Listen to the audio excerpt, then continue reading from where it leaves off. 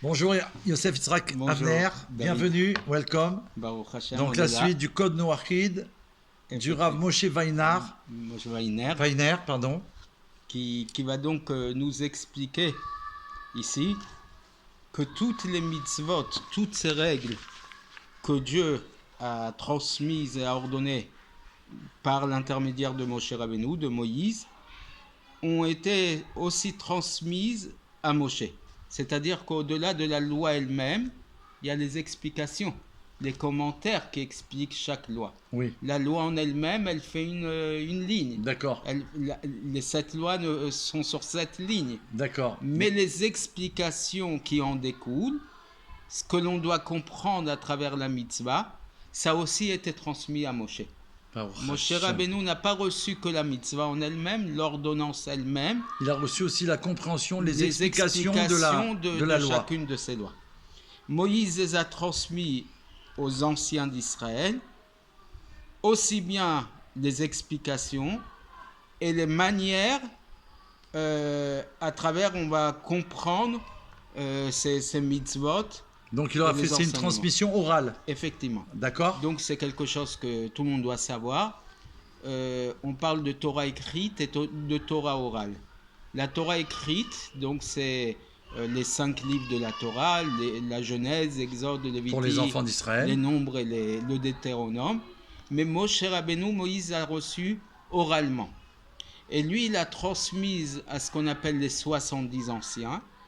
C'est pour ça que dans la Torah, il y a 70 facettes, 70 façons de comprendre la loi écrite, parce que chacun de ces anciens l'a comprise, de ces sages, oui, l'a comprise à sa façon et a continué la transmission. D'accord. Donc il y a 70 facettes à la Torah.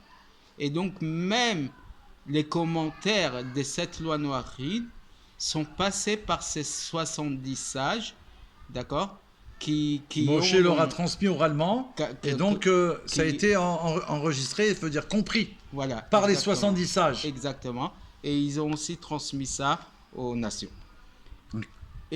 Incroyable. Et tout doute, toute interrogation que l'on pourrait avoir sur les explications de la mitzvah, de l'ordonnance, sera expliquée par ces sages d'Israël qui eux-mêmes sont assis dans ce qu'on appelle le Sanhédrin. Le Sanhédrin, qui est donc le quorum dans lequel se rassemblaient les sages d'Israël et qui transmettaient la parole divine. D'accord ? Reçu par l'intermédiaire de Moshe Rabbeinu. Oui. Et c'est pour ça que c'est ce qu'on appelle le principe fondamental de la Torah Shebéal Peh, Torah orale. D'accord ? Et donc tout celui qui a foi, qui croit en Moïse et en sa Torah, il doit s'appuyer sur ces lois-là et les accepter. Et les accepter.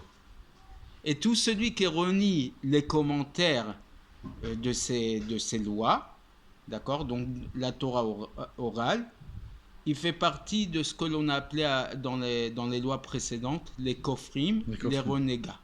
D'accord ? Donc croire en Moïse, aux 7 lois transmises par Moïse, concerne aussi bien les commentaires des 7 lois noires. Oui, c'est transmis. Ouais. Puisqu'elles ont été transmises par Dieu. Voilà, c'est un package en fait. Voilà. On ne peut pas croire qu'une d'une certaine manière. La loi, mais le commentaire, on peut dire non, mais ça, voilà, c'est des interprétations. Voilà. Ces interprétations-là, par les sages d'Israël et qu'ils ont été acceptés, qu'ils étaient assis au Sanhédrin, fait partie de l'acceptation de cette loi de Noachid. Et celui qui ne croit pas en ces détails-là, en ces commentaires-là, ironie Moïse. Wow. Bonne nouvelle. À bientôt. À bientôt.